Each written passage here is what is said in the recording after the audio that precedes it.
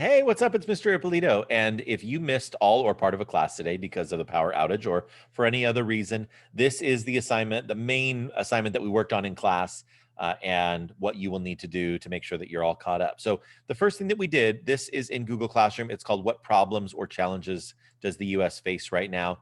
This was a setup for our activity that we're doing. Let me go ahead and just share this entire screen so you can see all of this. Okay, so we started off in Jamboard. Jamboard is a brainstorming platform where in breakout rooms we went through in each room we talked about like these are some of the challenges that the United States is facing right now, and so you can see you can go through here, and if you want you can look at what your room said or you can look at what every room said because you have access to it, and so you can check that out. And so we started off with brainstorming. Before that, actually, let me back up a little bit because the other thing that we did, and let me go ahead and go back to the daily agenda because we also watched a couple of YouTube videos where we talked about the inauguration. Soon to be President Joe Biden is being inaugurated on Wednesday, January 20th is being inaugurated this week. So we watched this video about what happens during an inauguration. This is from the History Channel. And then we watch like these are the security measures that are in place right now for the Capitol, and not only for our nation's capital, Washington, D.C., but all 50 capitals, all 50 state capitals all across the country because there have been threats of violence that might happen on Wednesday, January 20th, on the day of the inauguration. So just to be safe, those are the security measures that are in place. So we watched those two videos, and then we did the Jamboard where we did that brainstorming on the challenges that are facing the United States today. And then as our final activity, then that took us to the letter to the president. So you can go ahead and read those instructions. Basically, what you're going to do is you are going to write a letter to soon to be President Joe Biden. Think about what is important to our country right now. What challenges do we face as a nation? What opportunities await us in the coming years? Let me do a little bit of a zoom in here so you can see this even a little bit better. What opportunities await us in the coming years? In this assignment, you will write a letter to our incoming president of the United States, Joe Biden. Explain from your point of view as an eighth grader, an American, and a future voter what you think his priorities should be in the next 4 years. You can take a look at that brainstorming to see what other people have thought of, and you can think of this yourself, what you think. You may also include a personal message if you wish. Use the template I have provided to write a formal letter. Once you have completed the letter, then you have the choice to either mail it yourself, and I've given you instructions on how to address an envelope, or you can have Mr. Ippolito mail it for you. If you mail it yourself, tradition dictates that the president or the president's representative always send a personal reply back to you via U.S. mail. How cool would that be to get a letter from the White House? I sent a letter to President Ronald Reagan when I was a kid, and I got a reply, and I thought it was so cool. So you could do that too. If you would prefer, you may also write a letter to incoming Vice President Kamala Harris. I thought that there might be some students who are interested in that, and so you could do that as well. I have included her address here. It is the same. You would still send it to the White House, but it's the office of the Vice President. Okay, so finally, I will share with you. Let me stop this screen share, and my video is a little choppy now. Hopefully, my audio won't be.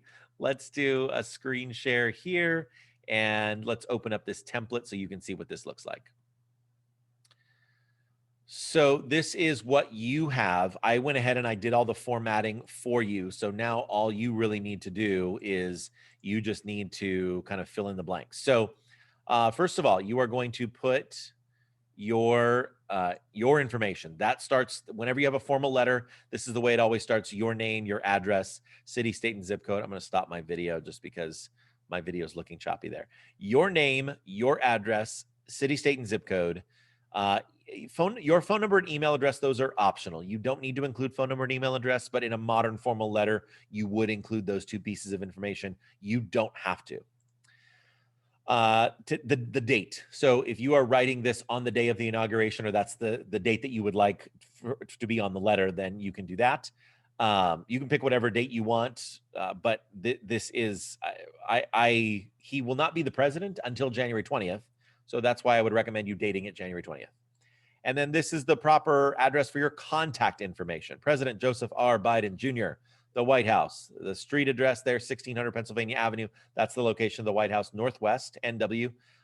Washington, D.C. is divided into 4 quadrants: Northwest, Northeast, Southwest, Southeast. All of the street addresses in Washington, D.C. have one of those 4 directional designations. And then finally, Washington, D.C., and then the zip code 20500. Dear Mr. President, you could also say, Dear President Biden, if you wish. I gave some instructions over here in the comments. And then finally, the content. In the first paragraph, you're going to introduce yourself and explain the purpose of your letter to the president. This first paragraph should be approximately 3 to 4 sentences. Then in the following 2 to 3 paragraphs, explain to the president what your goals are for his time in office. What are the priorities that you think that he should have for our nation? What are the 2 to 3 agenda items you hope he will focus on? Why are they important to you and to people like you? Like, so if you are speaking on behalf of young people all over the country, why are these agenda items important to you and to young people like you? The last paragraph of your letter should thank the reader for your reviewing your request in a formal letter. That's the way you should always do it. The final, like the concluding paragraph. Thank you so much for taking the time to read my letter, or thank you so much for your time and consideration. If you want to also include a final message of greeting or congratulations or any final sentiment you wish to share with the incoming president, then you would do that in that final paragraph. And then you skip a couple of lines, you leave a little bit of space here. And I think it's, yeah, because this is double spaced here. So it's 2 spaces double spaced, and then sincerely, or you could put sincerely yours, or warmest regards, or best wishes. If you want some examples on how to do a conclusion of a letter, then you can click on this link here, and then finally your first and last name. And then if you are printing it at home, then you would sign your name right here, and then the printed name on, you would type your first and last name here. There are some students who are handwriting these letters. There were a few students who chose to handwrite their letters. If you would like to handwrite your letter, you can totally do that. If you handwrite your letter, you don't need to sign it and then print your name. You don't need to do that. You could just sign your name, since your name is already, your name will already be up here. So you only put your first and last name in printed form if it is printed like on a computer printer. Okay, so those are the instructions. This assignment will be due on Thursday. This assignment will be due on Thursday the 21st for A Day, Friday the 22nd for B Day students. So if you still have questions or you're like, oh, I'm still not sure, we're going to go over it a little bit in our next class to help and guide you along the way. All right, that's it. So there you go. I hope you understand the letter writing assignment, and I hope you have a wonderful day. Take care. Bye-bye.